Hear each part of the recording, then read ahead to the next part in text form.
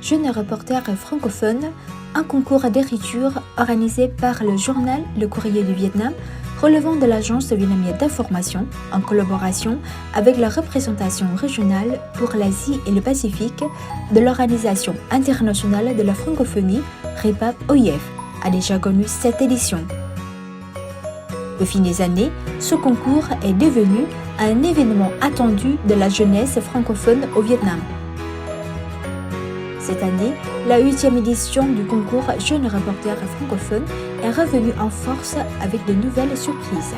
Placée sous le thème Francophonie et culture partagée, cette édition avait pour objectif de donner aux jeunes une tribune pour partager et échanger sur la diversité culturelle qui est au cœur de la francophonie.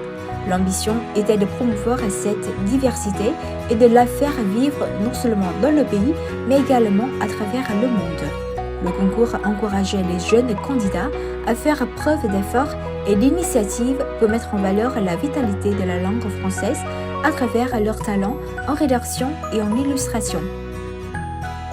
Cette thématique a attiré 174 candidats venus des 4 coins du pays, exerçant différents métiers qui ont apporté une diversité de points de vue originaux et intéressants.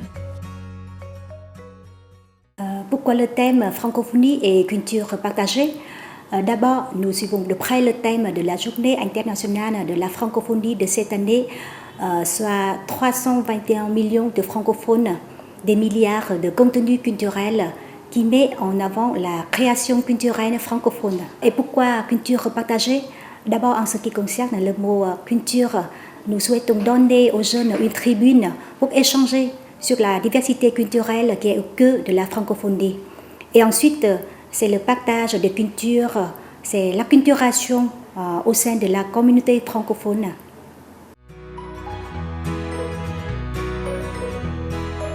Une présélection a eu lieu dans un premier temps afin de choisir les 50 meilleurs articles parmi les 118 articles recueillis pour la demi-finale. Les membres du jury ont ensuite longuement débattu pour pouvoir sélectionner les 20 meilleurs pour la finale. Ils ont apprécié la créativité des jeunes auteurs dans la recherche des sujets traités ainsi que leur niveau de français. Cette année, on constate un nombre croissant de candidats et celui d'articles par rapport aux précédentes éditions. Je trouve qu'il y a beaucoup d'articles de bonne qualité sur tous les plans, thèmes, informations, photos, écriture, etc. qui me touchent vraiment. Pourtant, il y a aussi quelques articles qui ne traitent pas directement le sujet francophonie et culture partagée. Du fait que la quasi-totalité des candidats sont étudiantes, je suis donc tolérante dans la notation. L'important est que les jeunes osent s'exprimer en français.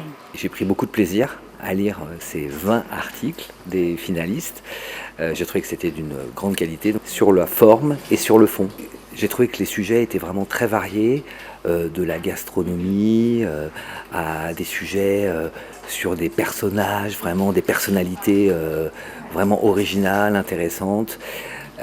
J'ai apprécié évidemment tous ces sujets qui, encore une fois, m'ont permis de mieux apprendre à connaître votre pays.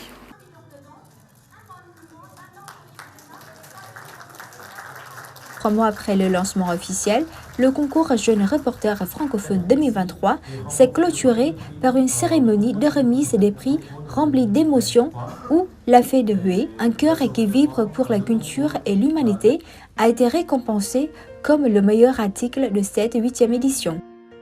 Son auteur est Nguyễn Đức Minh Hoàng, 23 ans, venu de Huế.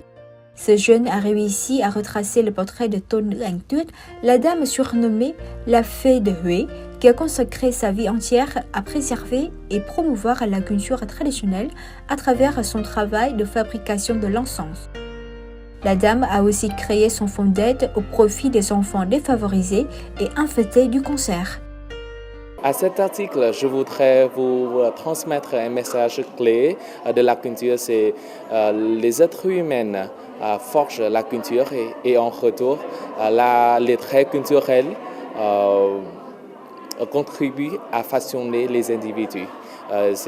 D'après moi, la culture existe non seulement sous la forme des objets matériels, mais aussi sous la forme des valeurs spirituelles. Pour leur part, Hoàng Văn Linh, venu de l'Université de langue et d'études internationales, relevant de l'Université nationale d'Hanoï, a raconté l'histoire d'un restaurant de 37 ans à Hanoï, auquel elle est attachée depuis son enfance et qui reflète également l'interférence culturelle franco-vietnamienne à travers la gastronomie. Cet article lui a rapporté le 2e prix. Je suis très heureux pour gagner 2e prix au concours Jeune reporter francophone aujourd'hui. Je voudrais promouvoir de l'image au restaurant que notre enfant. Ce restaurant qui me porte beaucoup d'expériences, des souvenirs de l'espace francophonie. Au total, 14 prix ont été décernés aux finalistes.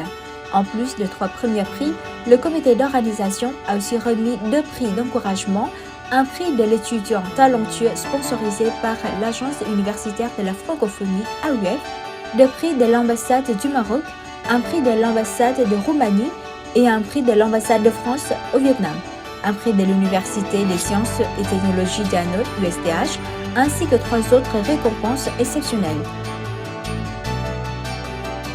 Le concours Jeune reporter francophone est désormais une signature du Courrier du Vietnam. Ce concours est soutenu principalement par la REPAP et la VNA, sans oublier le soutien chaleureux de la part des sponsors qui sont les ambassades, délégations, institutions ou même entreprises francophones au Vietnam. Au fil des années, cette initiative a été applaudie par les partenaires du journal. C'est un projet qui me tient particulièrement à cœur, comme le focus de notre secrétaire général et aussi ce qui a été décidé par les gouvernements, c'est de guider notre action vers les jeunes, vers les femmes notamment. Et puis la 8e édition, donc ça fait aussi preuve d'un projet qui a déjà sa tradition, et puis je suis très motivé aussi pour qu'on ait beaucoup de participants et qu'on pourra fêter une nouvelle fois cette édition avec le Courrier du Vietnam.